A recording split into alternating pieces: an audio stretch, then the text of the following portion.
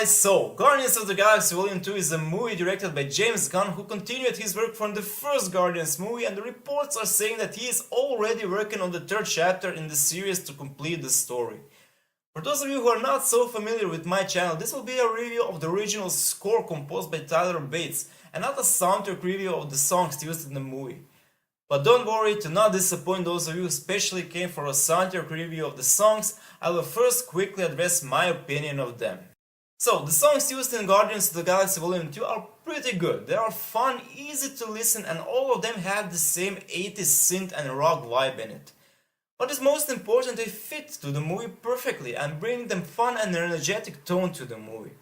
Compared to the first movie, the soundtrack for the second chapter is actually at the same level or even better, which is a big surprise because to find music that will fit to the tone created in the first movie and also continue to be awesome in the second chapter is nearly impossible if you ask me.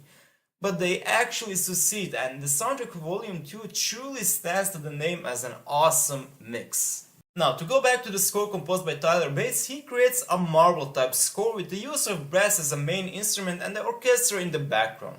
What is a little different from other Marvel scores is the heavy and not shy use of core in the score that gives the film an intergalactic feel and makes the action scenes feel epic.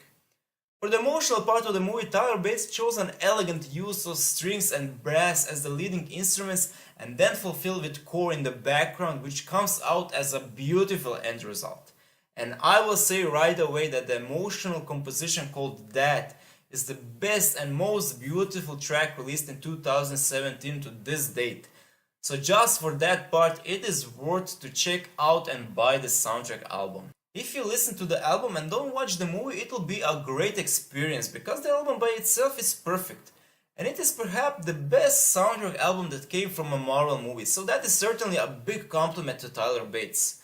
Now, if you watch the movie and analyze the fit the score made for the film itself, then things look a little different. Not to get me wrong, the music fits to the movie in general and it is not a disaster like for example the score for Kong Skull Island.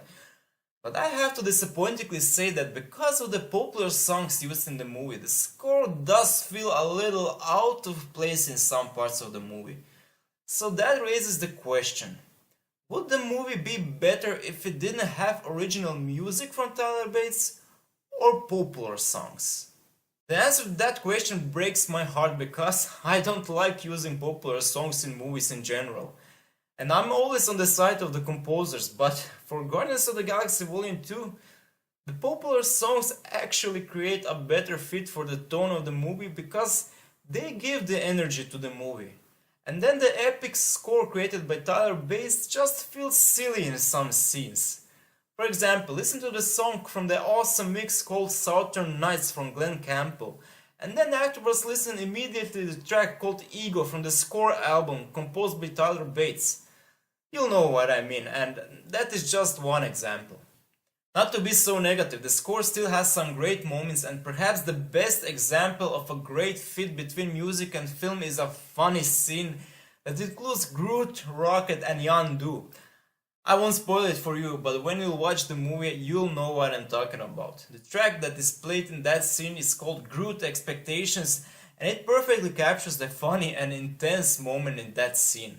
So, to sum it all up, the score for Guardians of the Galaxy Volume 2 is one of the best soundtracks from a Marvel movie, but it is just for a wrong film, because the use of popular songs make the score feel a little out of place in the movie, so my grade for it will be 70 out of 100. Definitely check out the score created by Tyler Bates because it's a great album to listen, but it just doesn't fit the tone of the movie and it makes me sad that it will be overshadowed by the popular songs album called Awesome Mix because Tyler Bates really created some beautiful music and the track called That will certainly be in my top 10 of this year. Thanks so much for watching. If you liked the video, feel free to subscribe, comment and click the thumbs up button. Tell your friends about this channel because it will help me a lot. Thank you once again and I'll see you next time.